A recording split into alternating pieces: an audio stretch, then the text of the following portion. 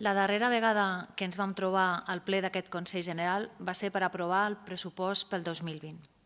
Si llavors algú ens hagués dit un mes després que viuríem una situació de crisi sanitària sense precedents, que hauríem de treballar una llei de mesures urgents per no deixar caure el teixit productiu i per salvaguardar els ciutadans de la pèrdua de poder adquisitiu, no l'hauríem cregut.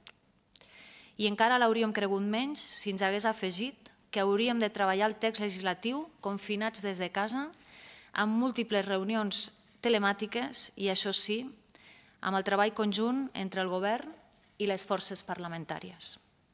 Però aquí estem, no és un malson, és la realitat i cal afrontar-la. Som 14 consellers en un plenari excepcional. Estic convençuda que si continuem treballant totes les forces parlamentàries unides perquè el virus contra el que lluitem no entén d'ideologies, ho superarem. Estic convençuda que amb l'esforç de tots nosaltres, de tota la societat andorrana, amb el rigor i autoritat que el govern ha demostrat, aconseguirem sortir d'aquesta crisi.